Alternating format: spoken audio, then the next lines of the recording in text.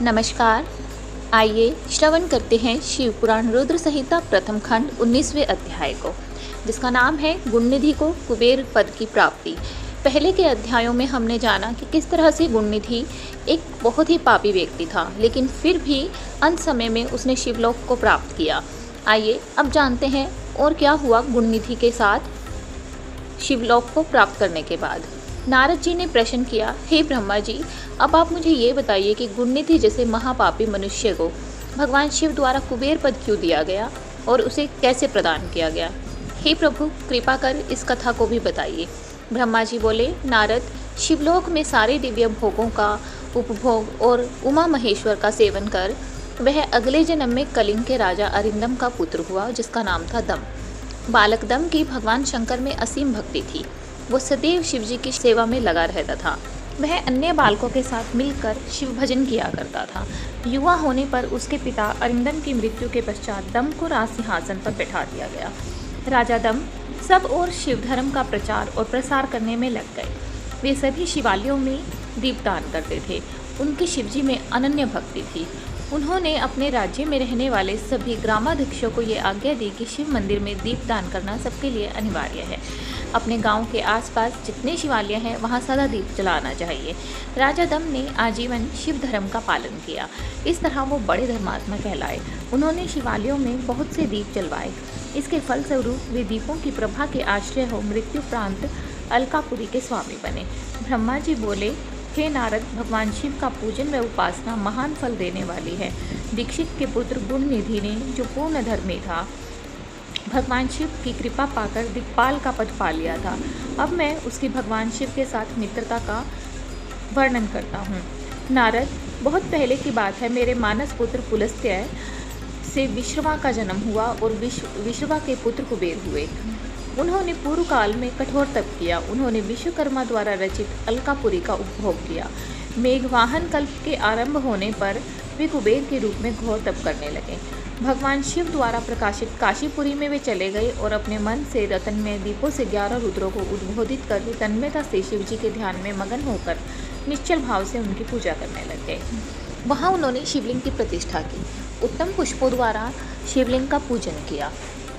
कुबेर पूरे मन से तप में लगे रहते थे। उनके पूरे शरीर में केवल हड्डियों का ढांचा और चमड़ी ही बची थी। इस प्रकार उन्होंने 10,000 वर्षों तक तपस्या की। तत्पश्चात भगवान शिव अपनी दिव्य शक्ति उमा के साथ भव्य रूप के साथ कुबेर के पास गए। अलकापति कुबेर मन को एकाग्र कर शिवलिंग के सामने तपस्या में लीन थे। भगवान शिव ने कहा, अलकापति, मैं तुम्हारी भक्ति और तपस्या से प्रसन्न हूँ। तुम मुझसे अपनी इच्छा अनुसार वर मांग सकते हो। ये सुनकर जैसे ही कुबेर ने आंखें खोली तो उन्होंने अपने सामने भगवान नीलकंठ को खड़े देखा। उनका तेज सूर्य के समान था। उनके मस्तक पर चंद्रमा अपनी चांदनी बिखेर रहा था। उनके तेज से कुबेर की आंखें चौंधी आ गई। तत्काल उन्होंने अपनी आंखें बंद कर ली। वे भगवान शिव से बोले, भगवान, मेरे नेत्रों को वो शक्ति दीजिए जिससे मैं आपके चरणार बिंदों का दर्शन कर सकूं। कुबेर की बात सुनकर भगवान शिव ने अपनी हथेली से कुबेर को स्पर्श कर देखने की शक्ति प्रदान की। दिव्य दृष्टि प्राप्त होने पर वे आंखें फाड़ फाड़ कर देवी उमा की ओर देखने लगे। वे सोचने लगे कि भगवान शिव के साथ ये सर्वांग सुंदरी कौन है। इसने ऐसा कौन सा तप किया जो इसे भगवान शिव की कृपा से उनका सामीप्य, रूप और सौभाग्य प्राप्त हुआ। वे देवी उमा को निरंतर देख रहे थे। देवी को घूरने के कारण उनकी बाईं आंख फूट गई। शिवजी ने उमा से कहा, उमे, ये तुम्हारा पुत्र है। ये तुम्हें क्रूर दृष्टि से नहीं देख रहा है। ये तुम्हारे तप बल को जानने की कोशिश कर रहा है। फिर भगवान शिव ने कुबेर से कहा, मैं तुम्हारी तपस्या से प्रसन्न हूँ और तुम्हें वर देता हूँ कि तुम समस्त निधियों और गुह्य शक्तियों के स्वामी हो जाओ। सुव्रतों, यक्षों और किन्नरों के अधिपति होकर धन के दाता बनो। मेरी तुमसे सदा मित्रता रहेगी और मैं तुम्हारे पास सदा निवास करूँगा, अर्थात तुम्हारे स्थान अलकापुरी के पास ही मैं निवास करूँगा। कुबेर, अब तुम अपनी माता उमा के चरणों में प्रणाम करो। ये ही तुम्हारी माता है। ब्रह्मा जी कहते हैं, नारद, इस प्रकार भगवान शिव ने देवी से कहा, हे देवी, वह आपके पुत्र के समान है, इस पर कृपा करो। ये सुनकर उमा देवी बोली, वत्स, तुम्हारी भगवान शिव में सदैव निर्मल भक्ति बनी रहे। बाईं आँख फूट जाने पर तुम एक ही पिंगल नेत्र से युक्त रहो। महादेव जी ने वर तुम्हें प्रदान किए हैं, वे सुलभ है।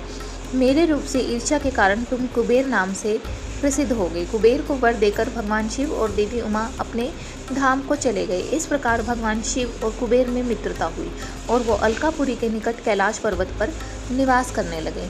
नारद जी ने कहा, ब्रह्मा जी आप धन्य हैं, आपने मुझ पर कृपा कर मुझे इस अमृत कथा के बारे में बताया। निश्चय ही शिव भक्तों को शिव भक्ति से दुखों को दूर कर समस्त सुख प्रदान करने वाली कृपा मिलती है। इस प्रकार शिव पुराण रुद्र संहिता का 19वां अध्याय यहाँ पर संपूर्ण हो जाता है। बोलिए माँ पार्वती की जय, भगवान शिव की जय। और मिलते हैं आपसे अगले अध्याय 20वें अध्याय में।